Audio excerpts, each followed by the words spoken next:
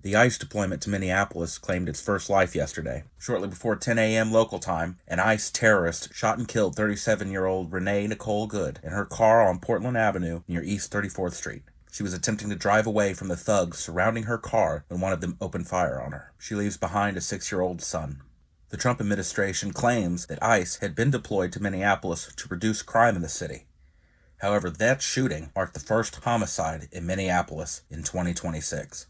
The response to the shooting was immediate on both sides of the political aisle. On the left, you had people like Minnesota Attorney General Keith Ellison, who said in part, quote, "Donald Trump's decision to send thousands of armed ICE agents to Minnesota is causing serious harm and spreading terror throughout our communities." Minneapolis Mayor Jacob Frey said during his press conference, "To ICE, get the fuck out of Minneapolis. Your stated reason for being in this city is to create some kind of safety, and you are doing exactly the opposite. Somebody is dead. That's on you. This was an agent recklessly using power that resulted in somebody dying. To the family, I'm so deeply sorry. We're going to be working towards justice as quickly as we possibly can right now. And justice is what we've all got to get. We're going to make sure that in this very difficult moment, we do not take the bait that these ICE agents are trying to create and that the federal government, to be clear, wants. People are going to want to exercise their First Amendment rights, but please do so safely and lawfully to ensure that we do not have any further tragedy in this city or destruction. We can show them the kind of courage, bravery, love, and compassion that makes Minneapolis. Let's unite around hope and love and peace and getting justice. On the right, the Republican response was to fall back on DARVO. For those of you that don't know, DARVO means deny, attack, reverse victim, and offender. Or in other words, you can imagine Donald Trump saying, what people are saying happened didn't happen. It's all a Democratic hoax. It's all nothing but lies. The ICE agent is the victim, not the woman that was shot to death. DARVO is a common manipulation tactic used by psychological abusers, and Republicans do it all the time. The Department of Homeland Security, the department of which ICE belongs, put out a statement saying in part, quote, "Today, ICE officers in Minneapolis were conducting targeted operations when rioters began blocking ICE officers, and one of these violent rioters weaponized her vehicle, attempting to run over our law enforcement officers in an attempt to kill them. An act of domestic terrorism. An ICE officer, fearing for his life, the lives of his fellow law enforcement, and the safety of the public, fired defensive shots." If that wasn't bad enough, Donald Trump said on Truth Social, quote, "I have just viewed the clip of the event which took place in Minneapolis, Minnesota. It is a horrible thing to watch. The woman screaming was obviously a professional agitator, and the woman driving the car was very disorderly, obstructing and resisting, who then violently, willfully, and viciously ran over the ICE officer, who seems to have shot her in self-defense.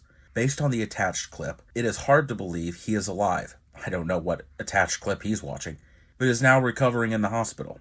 The situation is being studied in its entirety. But the reason these incidents are happening is because the radical left is threatening, assaulting, and targeting our law enforcement officers and ICE agents on a daily basis. They are just trying to do the job of making America safe. We need to stand by and protect our law enforcement officers from this radical left movement of violence and hate. Give me a break. These responses are exactly what one would expect if they spend any time following politics. However, it highlights further the ongoing, deepening rift between the reality of the left and the fantasy of the right. The videos of this murder are readily available. A woman is trying to drive away from ICE agents. She's not driving fast. As a matter of fact, she starts off at a dead stop. She's not driving toward the officers. Her tires are very clearly turning to drive away from them. It's a matter of fact. You can see it for yourself. Yet Republicans will deny obvious truths put right in front of their faces. Rather than toning down the rhetoric, or withdrawing ICE agents, or holding the murderous agent accountable for his actions, the response has been to double down on everything. Double down on having thousands of agents in Minneapolis, double down on defending a murderer, double down on inflammatory language that serves no purpose other than to raise tensions. I haven't seen one politician, talking head, or activist on either side of the aisle say something different today than what they were saying yesterday.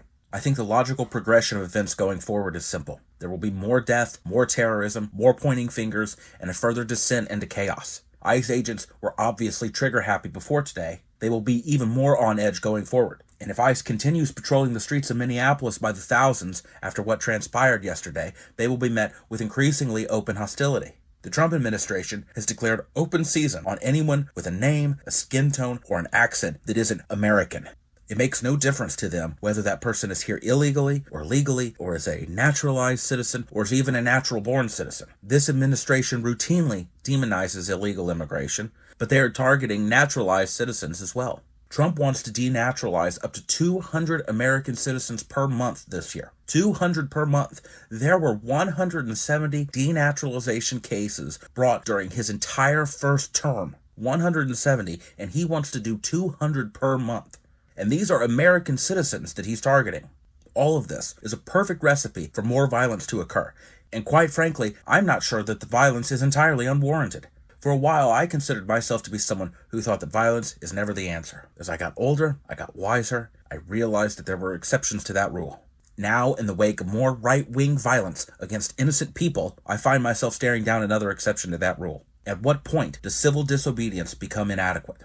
How long should we sit idly by while Trump and his goons terrorize our communities? There was one person murdered yesterday. Is that enough to justify an uncivil response? And if one murder isn't enough, then I ask, how many people must be murdered before it is justified? If ICE wants to patrol our streets and our communities like a war zone, perhaps it's time to give them a war zone to patrol. If Donald Trump wants to send the National Guard into American cities in an attempt to scare us, perhaps it's time to scare them. If Donald Trump and Republicans and the American Gestapo ICE want to stop us from using our First Amendment rights to speech and protest, perhaps it's time to remember our Second Amendment rights. And I'm not sure if we've arrived at that point yet. To be perfectly clear, I'm not encouraging anyone to be violent, but I am asking the question, when? If not now, when?